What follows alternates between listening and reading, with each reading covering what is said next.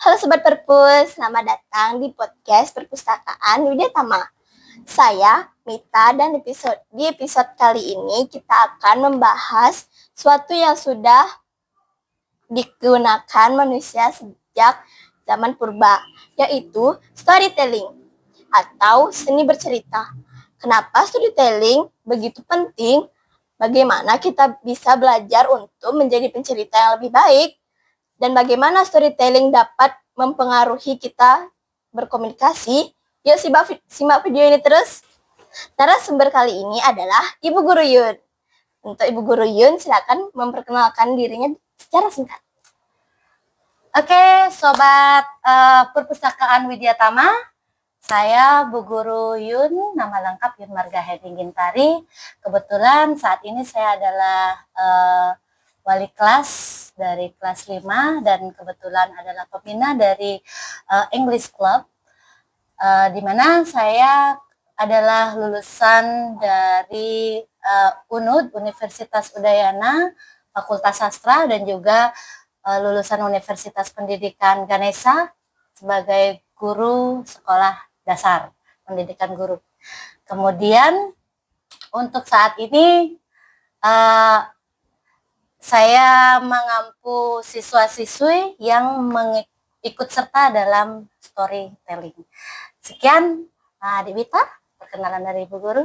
Silahkan dilanjutkan. Mita boleh tanya-tanya nggak sama Bu Guru? Boleh banget. Jadi, Mita mau tahu nih, apa itu storytelling, Bu Yun? Kalau storytelling itu bahasa kerennya dalam bahasa Inggris ya, tapi kalau bahasa Indonesia kita mengenal dengan nama bercerita. Kalau bahasa Bali kita kenal dengan nama mesatul. Nah, storytelling itu sama dengan menyampaikan sebuah informasi atau cerita yang memiliki alur, yang memiliki tokoh, gimana teksnya itu berupa teks narasi ya, narasi yang seperti yang Demita tahu ya, kita kan kalau menceritakan sesuatu ada tokohnya, ada alurnya, ada klimaksnya yang seperti itu. Jadi sampai dari pembuka dan sampai ending, gimana sih kisah sesuatu baik legenda ataupun misal seperti cerpen kita menyampaikan dengan cara lisan. Oh gitu ya Bu Yun. Mita boleh nanya lagi nggak nih? Silakan lanjut aja. Mengapa sih storytelling itu penting? Storytelling itu namanya bercerita ya. Biasanya orang yang namanya bercerita kan senang menyimak ya. Itu adalah melatih kepekaan kita terhadap sebuah kisah gitu. Apapun itu jika disampaikan dalam cerita, tentu otak kita mudah mengingat kan. Ya, mudah mengingat kalau seandainya kita menceritakan tentang misal sebuah legenda misal legenda Gunung Tangkuban Perahu. Nah, seperti nama jalan di SD 5 Padang Sambian ini ya, Gunung Tangkuban Perahu. Itu ada legendanya loh. Ada legendanya. Itu ada kisahnya gitu. Dari mulut ke mulut diceritakan, dari nenek moyang ceritakan sebagai pengantar tidur. Apa sih? Gimana sih asal usulnya dari Gunung Tangkuban Perahu itu? Itulah kita kisahkan. Di sebuah kisah bahwa zaman dahulu ada seorang putri yang mengembara di sebuah hutan gitu. Dia punya anak, terus ternyata anaknya terpisah, terus ketemu lagi sama ibunya, tapi jatuh cinta. Itu diceritakan. Nah, itulah yang sampai sekarang legenda itu ada karena bercerita, storytelling. Oh begitu ya Bu Yun. Mita nih sebenarnya banyak sih mau nanya-nanya. Boleh nanya lagi nggak nih? Guru boleh kipas-kipas nggak? Panas. Ya, ada Bu. Panas nih sekarang nih. Terus. Ya lanjut Ki. Gimana ceritanya? Elemen-elemen dalam storytelling tuh apa aja? Nah, tadi Bu Guru sudah sampaikan kan ya. Kalau elemennya itu, kalau dalam ceritanya sendiri itu ada elemen tokoh, ada latarnya, baik latar waktu, kondisi, tempat, terus kemudian karakter tokohnya, ada protagonis, ada antagonis, ada tritagonis, terus ada klimaksnya, anti klimaks. Nah, dalam proses bercerita itu sendiri pun ada elemennya. Jadi dalam bercerita itu ada yang namanya intonasi, gimana nada suara kita menyampaikan cerita agar bisa menarik minat pendengar. Kemudian ada yang namanya ekspresi, dari ekspresi wajah, sikap, bagaimana dia menggambarkan suatu kegiatan yang diceritakan. Misal kalau bergelantung ya bergantung gitu. Terus pokoknya menggali tanah, ya menggali cerita pakai cangkul, kita menggerakkan badan, itu ekspresi tubuh. Kalau ekspresi wajah kita gembira, wah gembira, sedih, sedih, seperti itu ekspresi. Kemudian ada yang namanya kalau di storytelling ada namanya pronunciation, how to make it clearly in speaking. Jadi gimana menceritakan itu dengan bahasa yang benar.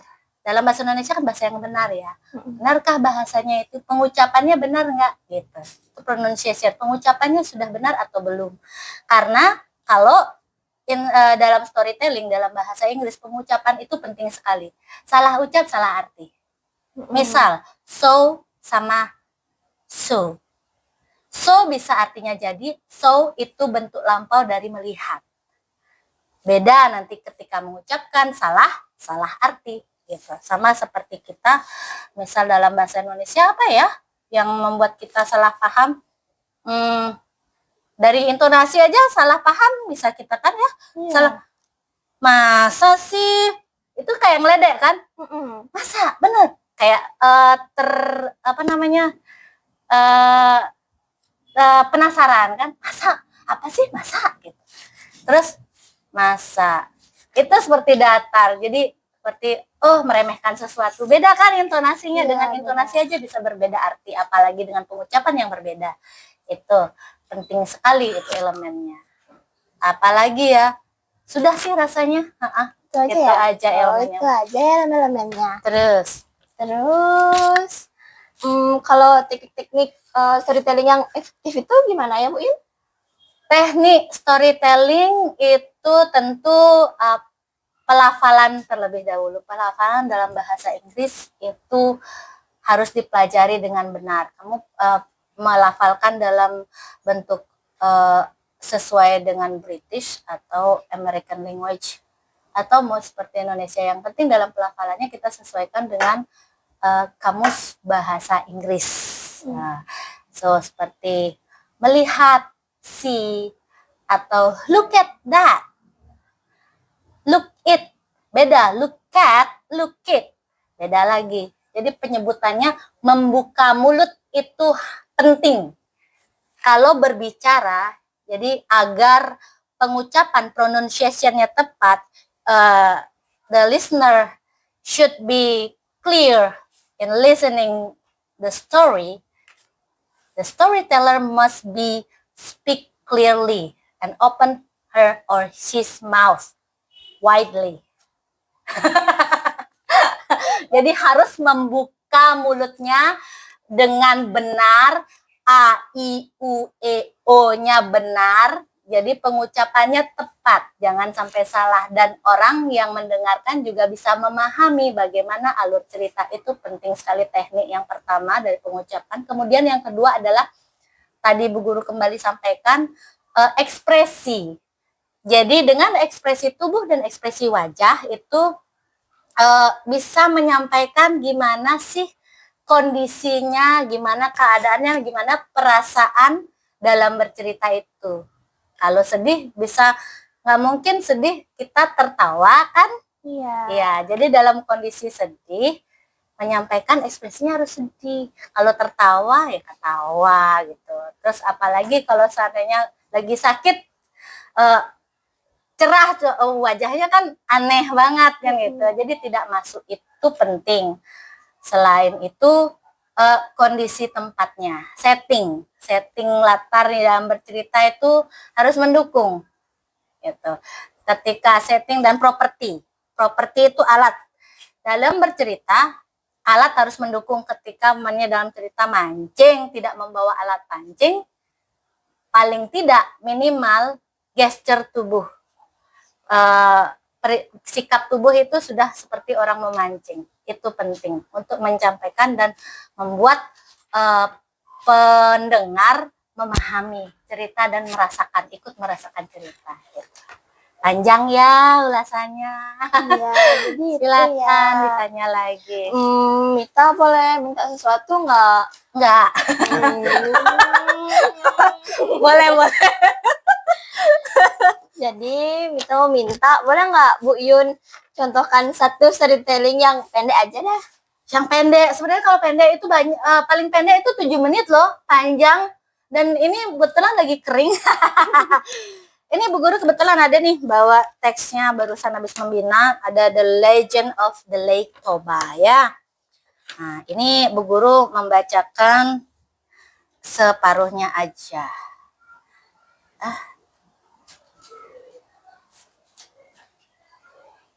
Ya, sedikit aja. Ya. Time walkernya kasih waktu. Tunggu bentar. Ini Bu Guru baca sedikit. Bu Guru nyampaikan dengan intonasi aja ya. Dan ekspresi. Kalau sikap tubuh udah nggak mungkin. Kita duduk. The Legend of Lake Toba. A long time ago in North Sumatra, there lived a poor young man in a valley. He lived by farming and fishing in the river near his home.